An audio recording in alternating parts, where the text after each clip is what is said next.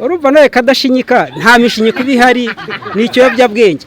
Gusa inzoga yitwa Kadashinyika ntabwo ari nziza ku muturage. Inzoga yatuma udaseka igagutera uburakari, ariko cyane izo nzoga bazinyweye iyo uhuye nabo urabibwira kuko baba basa nk'abataye ubwenge. Kadashinyika ni inzoga y'inkorano, ni inkorano ariko abantu banywa sinzi ibintu biba birimo ukuntu biba bimeze.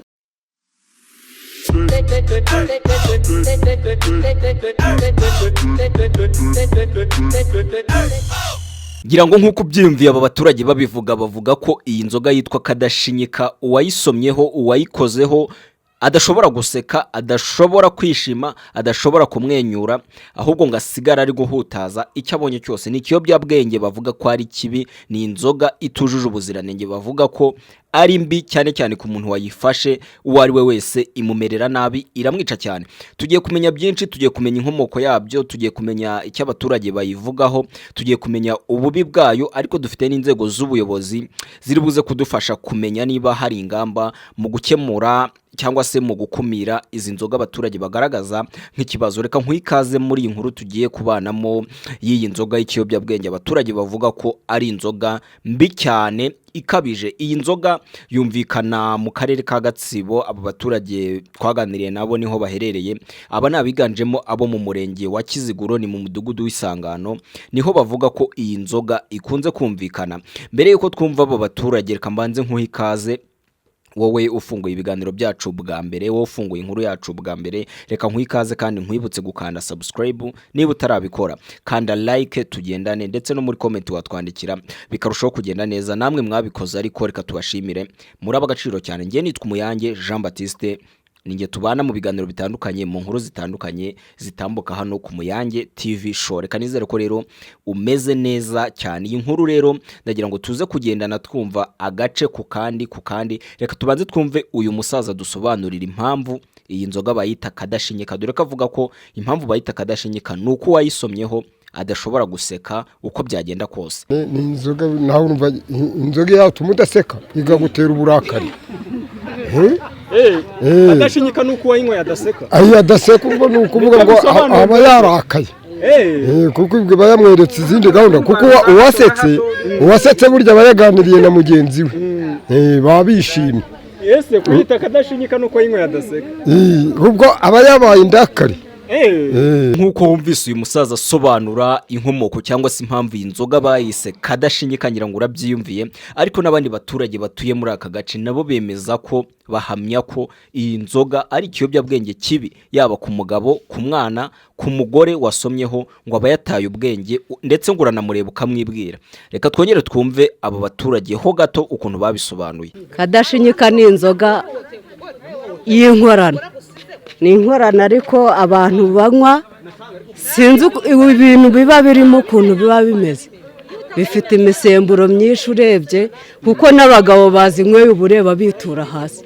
Gusa inzoga yitwa Kadashinyika ntabwo ari nziza ku muturage no mu rusange muri sosiyete wenda nyarwanda, ntabwo ari nziza.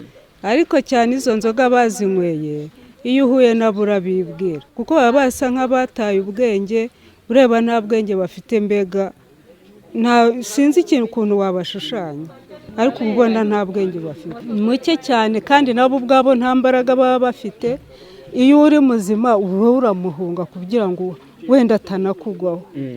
Ntago wabona umuntu wataye ubwenge ngo umujyeho. Ubwo twari turi muri uyu mudugudu twagerageje kuganira na bamwe mu bahaturiye abagaragaza iki kibazo. Ese turababaza iyi nzoga ubundi bayenga muki, ariko bose badutangarije ko batazi ikintu iyi nzoga bayengamo, ntibazi ibyo bashyiramo, ntibazi imisemburo bashyiramo nk'uko babidutangarije. Ariko nanone bakavuga ko inzego zikwiye kugira icyo zikora, iyi nzoga ikaba yacika muri uyu mudugudu, dore ko ari byo byifuza aba baturage n'ubundi bakomeza bagaragaza. Reka twongere tubumveho twumve ibyifuzo byabo. Ubuyobozi icyo bwakora badufasha bakayituvanaho, kuko iyo umubajije nk'umunyamakuru nk'abo ukambwira utingwa muki, nkaguhakane nkabwira ngo hari ibitoki turabizi, hari masaka turayazi, hari uburo turabuzi, hari ibi, ariko urambaje uti se yengwa muki, biragoye kugira ngo mbigusobanure kuko ntabwo nzi uko yengwa. Ubuyobozi bwadufasha rwose bugaciza inzoga. Hari igihe bari baraziciye umudugudu ari umutekano, ariko muri iki gihe bimeze nabi. Ikintu ubuyobozi bwakora ni ukudufasha izo nzoga zikaba zacika, kuko abantu bari kumarana bazira izo nzoga. ngira ngo nk'uko ubyiyumviye cyangwa se nk'uko twatangiye iyi nkuru mbikubwira, twakubwiye ko turi buze kuganira n'ubuyobozi tukumva icyo bushobora gufasha abo baturage kuri ibi byifuzo bagaragaza, cyane cyane kuri iki kiyobyabwenge bavuga ko kizengereje cyangwa se giteye inkeke uyu mudugudu. Nk'uko nabikubwiye, twavuganye n'umunyamabanga nshingwabikorwa w'uyu murenge wa Kiziguro, Bwana Kanamugire Innocent, adutangariza ko iyi nzoga koko cyangwa se inzoga zitujuje ubuziranenge hari bamwe mu bazipima, ariko akenshi ngo bakanazipimira mu ngo iwabo, ugasanga umuturage yakoze akabari mu rugo. Ngira ngo wenda nawe aho utuye ushobora kuba ubihabona, uze kutwandikira muri komenti utubwire. Ariko nanone atubwira ko hari ingamba zafashwe mu guhangana n'iki kiyobyabwenge. Reka tubanze twumve uyu munyamabanga nshingwabikorwa w'uyu murenge wa Kiziguro uko asobanura zimwe mu ngamba ziri gufatwa. Icyo twabanje gukora, harimo abantu basa naho bazipimira no mu ngo zabo. Ibyo rero twarabirwanyije.